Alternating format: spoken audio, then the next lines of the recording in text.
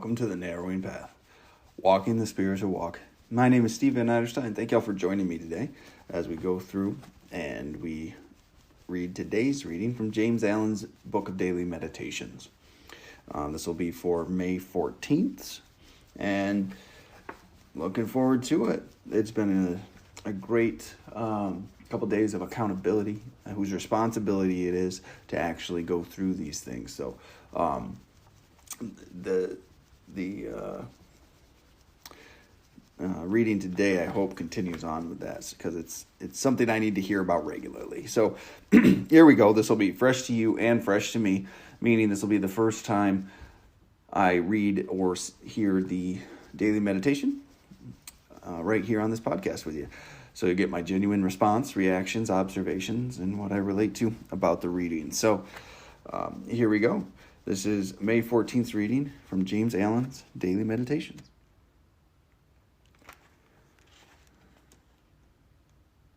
The Christ is the Spirit of love. When Jesus said, "Without me When Jesus said, "Without me ye can I do nothing," he spoke not of his perishable form, but of the universal Spirit of love, of which his conduct was a perfect manifestation, and this utterance of his is the statement of simple truth. For the works of men are vain and worthless when they are done for personal ends, and he himself remains perishable, being immersed in darkness and fearing death. So long as he lives in his personal gratifications, the animal and man can never respond to and know the divine. Only the divine can respond to the divine. The spirit of hatred in man can never vibrate in unison with the spirit of love. Love can only apprehend love and become linked with it. Man is divine. Man is the substance of love. This he may realize if he will relinquish the impure personal elements which he has hitherto been blindly following, and will fly to the impersonal realities of the Christ Spirit. In this principle of love, all knowledge, intelligence, and wisdom are contained. Well, that's just putting it all right out in the open, isn't it? That's just really giving a pretty good summation of where we have to function from and what we have to do, or like what the ultimate goal really is, to become in unison with these things, right? We have to live in love. We have to get rid of everything that would cause the impurities and like all of the selfishness, really, is what it boils down to, that causes us to act for selfish ends. It said something here about how when we act for self-serving ends, it's worthless.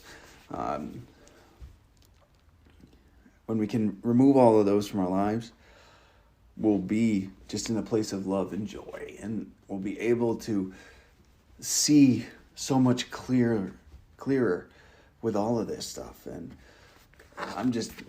it's so exciting. It's so true, and it's so exciting. So let's go ahead and get back into this one.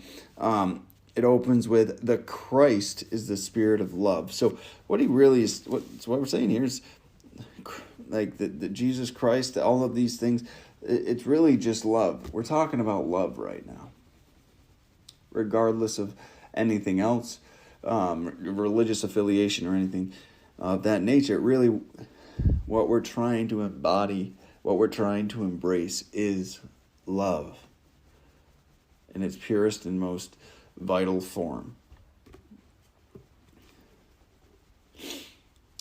When Jesus said, "Without me ye can I do nothing," he spoke not of his perishable form, but of the universal Spirit of love, of which his conduct was a perfect manifestation. So we're talking about living with love, right? We're talking about acting from a place of love and caring and compassion and growing in those things. And the utterance of of his is the statement of simple truth. All right. So, without love, we can do nothing. And that is the truth of it. Everything is done in vain. Everything is done for selfish ends. There's nothing that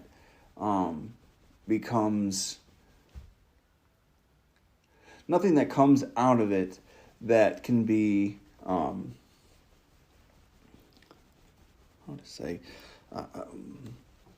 good. Genuine good. Anything coming from anywhere else but love will cause anything that comes from a place of love will not cause genuine goodness in the world or righteousness. It's selfish. So, the simple truth. For the works of men are vain and worthless when they are done for personal ends, and he himself remains a perishable being, immersed in darkness and fearing death so long as he lives in his personal gratifications. Well, right there is what he's talking about. What I was trying to word, which he does so much better than I do all the time. For the works of men are vain and worthless when they are done for personal ends. When we're doing things for just personal gain only, when we're doing things for our own forward progression, right? It becomes worthless. It's no genuine good intention. Right? There's something about the 12-step community that does this right. Like, it's free. Where the people that show up there are there to only and solely genuinely help people. No ulterior motives. Or at least it shouldn't be. So they are worthless when they're done for personal gains. And he finds himself a perishable, and he himself remains a perishable being, just immersed in darkness and fearing death. We get so scared to preserve ourselves, to preserve our name, to preserve who we are, right? When the reality of it is, when you look at the example given in the Bible of Jesus, his name, his goal was not to be remembered in the sense of how he's remembered now, or for legacy or anything like that. His goal was to live a righteous life, and therefore he became remembered. It was a byproduct of living well, of growth and joy, and just spreading the message of a spiritual way of living. And suddenly his name is one of the his name and his story is one of the most famous things in the world, which is impressive. So when we do things for our personal ends, it doesn't work. Right? But we don't know what could happen when we don't. Right? We don't know where our journey will take us. We don't know where our life will take us. We don't know what will happen from the actions we take. But I do know for myself, and that every time I do something out of love and compassion, that the outcome is something I never would have imagined. And that's amazing to me. The animal and man could never respond to and know the divine, right? When we're living for pleasure seeking only or selfish reasons only, we can't even comprehend living a spiritual way of life, or that divine way of living. We can't. It doesn't make sense. We can't actually reconcile with it. Only the divine can respond to the divine. So I think we talked a little bit about this yesterday. When we talk about actions, we have to embody these actions. We have to embody these principles. We have to actually take these steps forward in life. And we have to practice love. We have to practice forgiveness and justice and hope and faith and honesty and courage. Like, we have to practice loving actions. And then we become divine ourselves. Not to say we are God and control the world. This isn't a divine in the sense of being the creator of the universe. This is a divine in the sense of being righteous and living a righteous life. and living a good life, having a beautiful and wonderful impact on the world and around you.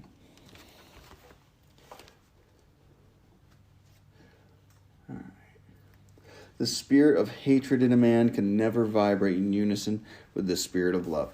When we are angry, when we have that selfishness, that hatred, the anger, the lust, the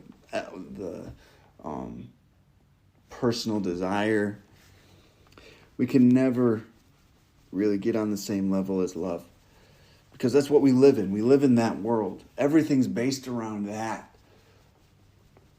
And I couldn't even really understand doing anything different. That's the most mind-blowing part of this whole thing. I couldn't even comprehend doing something different.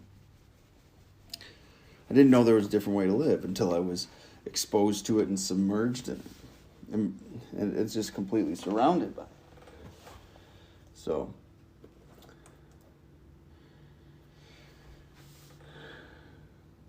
love can only apprehend love and become linked with it. Right? So if love is divine, love is this righteous living, we can only get there through action and becoming it ourselves. Right? We can't just vicariously get it. We have to practice it, and in faith practice it until it manifests in our lives, right? I do believe that we have to live righteously first before God or this power, this love comes into our lives. We have to make space for it to come in. But it will if we do that, though. Man is divine. I like this part right here. Man is divine. Man is the substance of love. We are created in love. Our intention was to be loving, was to be good, was to be righteous. Man is divine. We are the substance of love. This he may realize if he will relinquish the impure personal elements which he has hitherto been blindly following, and will fly to the impersonal realities of the Christ Spirit. Right? So when we let go of our own personal desires, our own personal animalistic behaviors,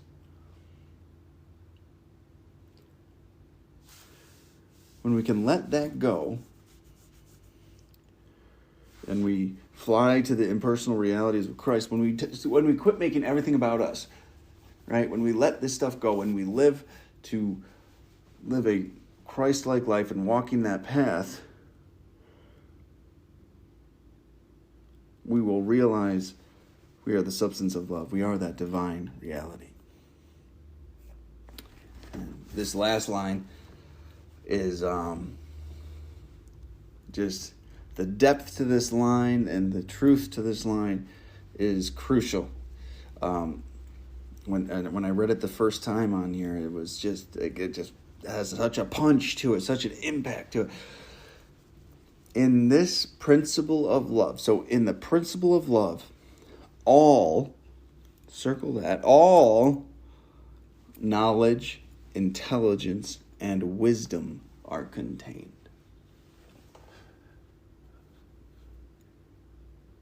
Now that is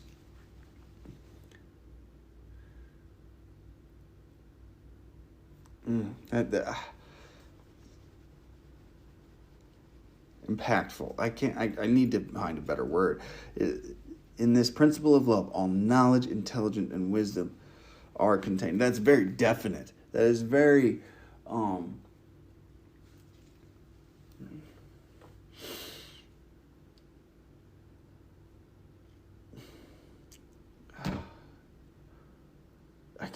true, right? When we step into love, we can see clearly. And when we can see clearly, unobstructed by our own selfishness and selfish desires and personal toxic realities, we can see knowledge, we can see the intelligence, we can see the wisdom of the world, we can grasp these things, and we can bring it into ourselves. But not until we do that can we. We get lost in the muck and mire of our own self-centeredness until we can step into love and get out of ourselves and look around. and say, this has nothing to do with me. This is this is that. It's incredible. It's absolutely incredible that the depth and truth of that statement, that is, in love is found all of these things. So, all right. Well, that's the end of today's reading. Again, mind-blowing, fantastic, loved it. Love is the goal, isn't it? Love is the understanding.